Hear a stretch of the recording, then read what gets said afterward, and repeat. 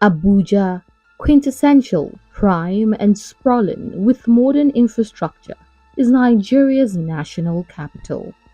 It is one of the few cities built from ground up as a dedicated national capital. Understandably, Nigerians hold and treat it with pride and the symbol of national unity. However, something had suddenly gone awfully wrong. Beneath its opulence and outwardly fortified profile is a cascading wave of terror and fear that has gripped and enveloped the city and its suburbs, shaking everything, everywhere, and everyone to the foundation.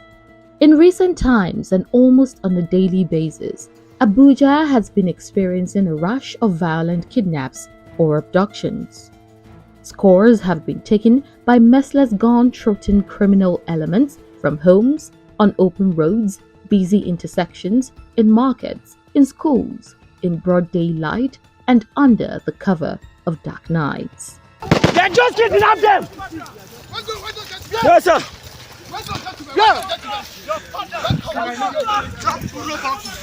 When they fire them, they kidnap them. Don't face fire. Don't face fire them. They kidnap you. They kidnap you. Carry the machine off. No, no, carry the machine off.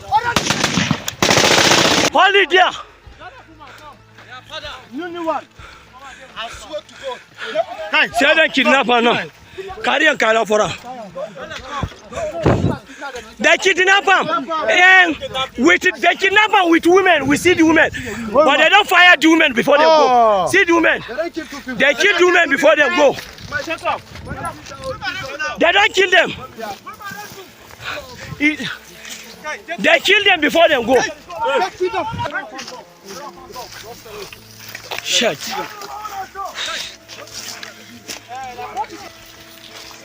Check her. She can't make it. She can't make it. God so.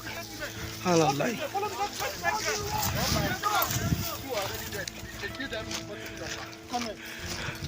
But one hostage. Four bike. Four. 1, 2, 3. 1 day there. Four by bike.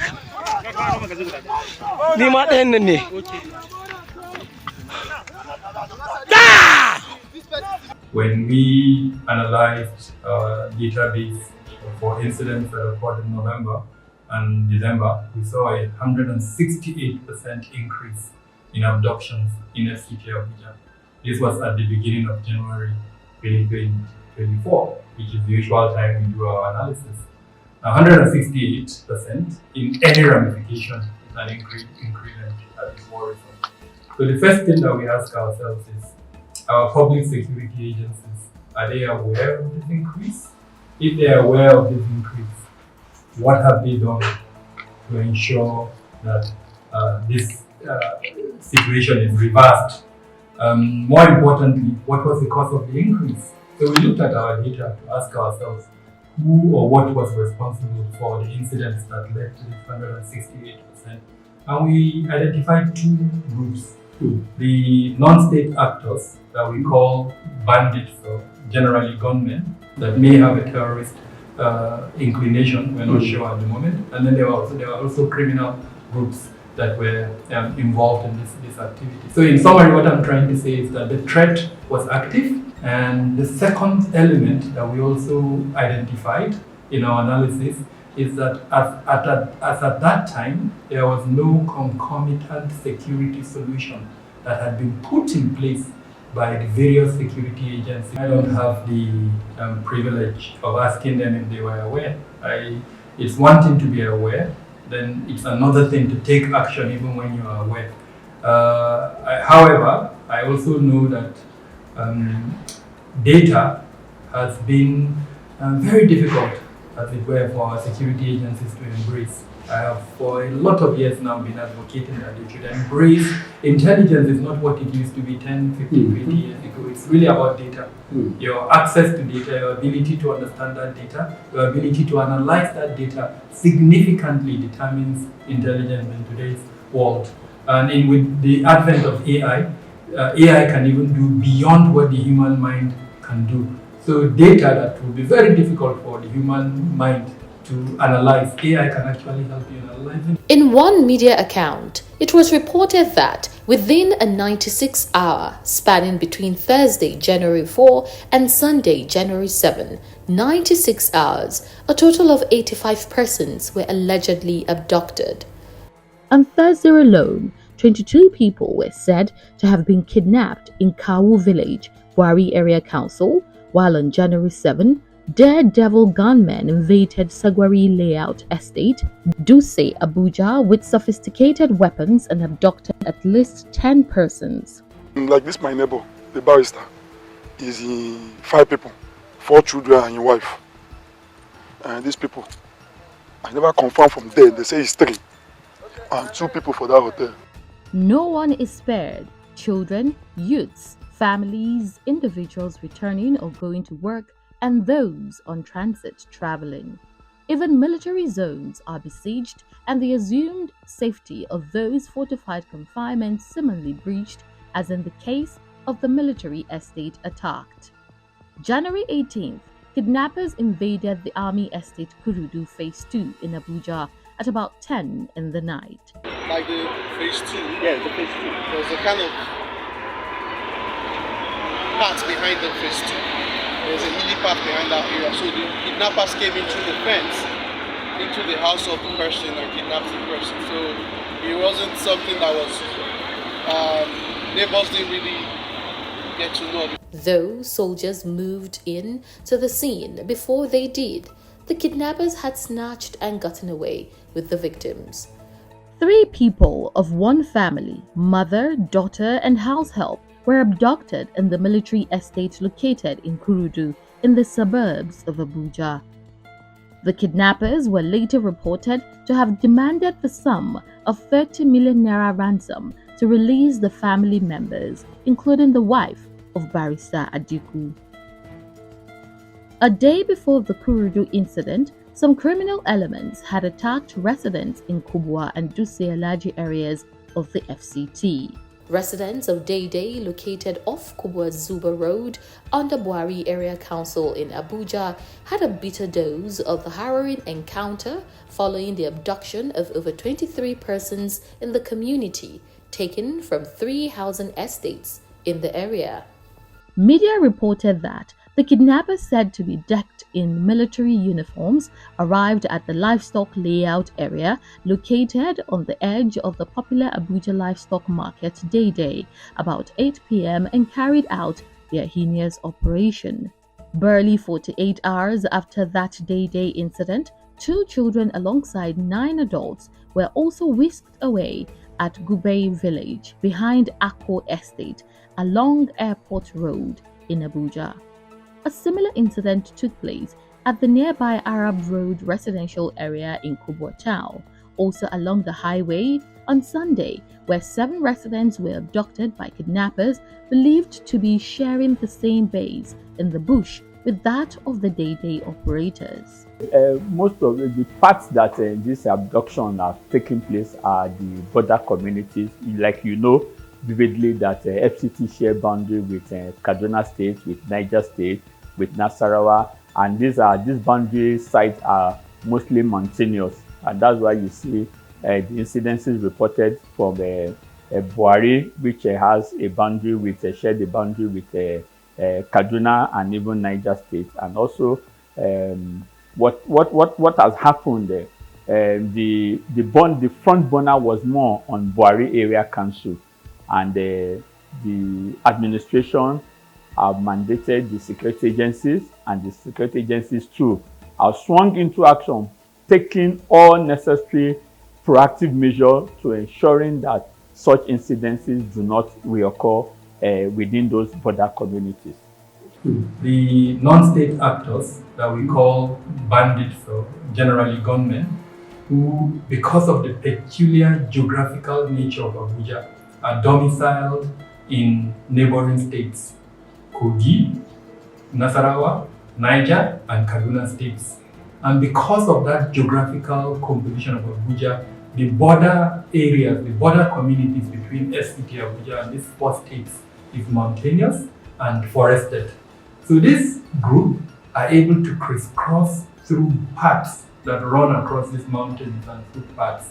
And the second element that we also identified in our analysis is that as at that time, there was no concomitant security solution that had been put in place by the various security agencies with a mandate for security to prevent that crisscrossing in those borderline communities. So in summary, what I'm trying to say is that the threat was active, the threat had the capability, it could come in, carry out attacks, and then escape through those routes back into the locations where it came from. Recently, no fewer than 85 persons comprising both travelers and residents were also said to have been abducted by terrorists at Katari along the Kaduna-Abuja highways, near Katari in the Kachia local government area of Kaduna State. Amidst this, an Abuja resident identified as Abdullahi Sabo was abducted as kidnappers opened fire on the highway. Sabo was said to be heading home with his wife when the criminals intercepted the vehicle along Sabo Lube Airport Road.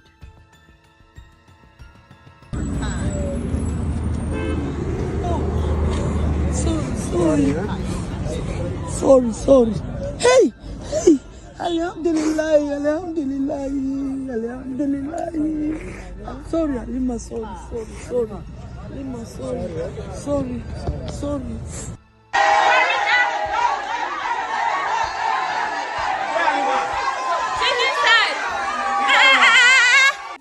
This electrical engineering student, who just finished a program of study at the University of Abuja, was just found after she had gone missing, only to be discovered to have been kidnapped by one-chance criminals and thrown out of a moving vehicle. That's how bad things have become. Immediately I entered, the passenger by my left was behaving as if he was collecting his balance from the driver. So I felt comfortable. I guess they did that so that I wouldn't have to notice what was going to go on. So immediately after he collected that balance, the next thing he did was to stretch his hands towards my side, and here was on my neck, while here was trying to stop me from opening the door by my right. So as I tried to open the door by my right, they were shouting, "You better cooperate. You know, go cooperate, but you won't die. You won't die this night. She say go feel come out from this car. This is go feel come out. You know, go feel come out from this car." They were beating me. The first person that hit me was the man in front. So he punched me with, I don't know whether it was a ring on his finger or a rod. Mainly he punched me. That was when here, the blood started oozing from here. So I was in the pool drinking my blood. Then they now told me, lie down. Okay, lie down. No, go lie down, ba. So I was struggling. They've collected my stuffs. They've collected my bags at that time. I didn't have my bag with me. So they were telling me, no, go lie down, ba. So I thought they wanted to rape me as they were telling me to lie down on the floor of the car. So as I tried to lie down on that floor, the one by my side too now slapped me, and he tried to strangle me too. That was where this marks came out from. So he was strangling me and telling me, no, you go die this night. Maybe you don't want to cooperate. You go die this night. By the time they were done beating me, it wasn't like that, madam, you know what you go do now? You go cut your breast. I said, okay, sir. He now said, do you have kids? I said, yes, I have kids. He just kept quiet. The next thing I saw was that he told me, okay, oh yeah, get up. I've been attacked in this beggar before. I was hit from behind. My phones and everything were collected. And it took me years to be able to stand in beggar and get a car and pick up a cab. The domino effect of the ransom-seeking abductions has been panic and pain among residents. In all cases, the single biggest denominator in the apparently well-coordinated assaults is the demand for ransom in double-digit millions. To extract and extort ransom, the abductors inflict maximum harm on their victims, as was reported in the Sagwari Estate abduction in Duse, where the terrorists were feared to have killed 3 of the victims in their custody to send a strong warning to their relatives negotiating ransom. A 13-year-old high school student identified as Folorunso Ario was reportedly among those killed. It was also gathered that, in the particular incident, the kidnappers also increased their ransom demand of 60 million naira per person to 100 million naira, making it a total of 700 million naira. The victims were allegedly murdered after the delay in raising the ransom money. Another brazen incident that has stirred national outrage was the abduction of 6 siblings from their father's house in Buhari Council, Abuja, on December 26, 2023, along with their father, Mansour Al-Qadriya. One of the daughters, Nabila, was murdered for failing to raise the ransom, leaving 5 alive. Family sources say she was getting ready for her convocation, having just graduated with first class in her course of study. In this footage is the building where some of the victims were kidnapped. That's the residence where the kidnap took place. You can see it from the mountain top. That white building, one see him here. This Is the mountainous area of this Sagwari. This tragic incident is just one among many.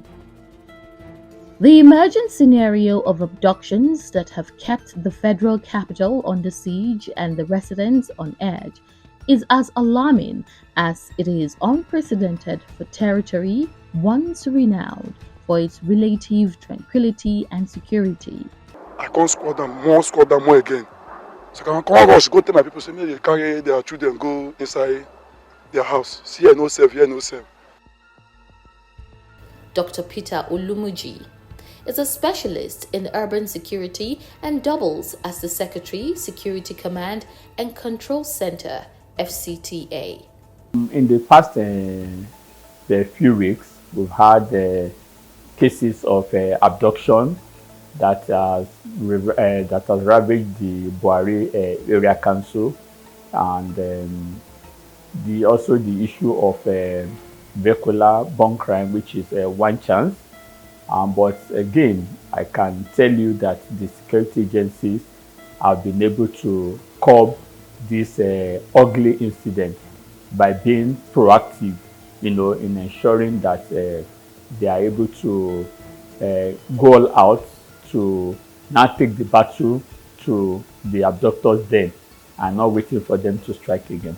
Let's go.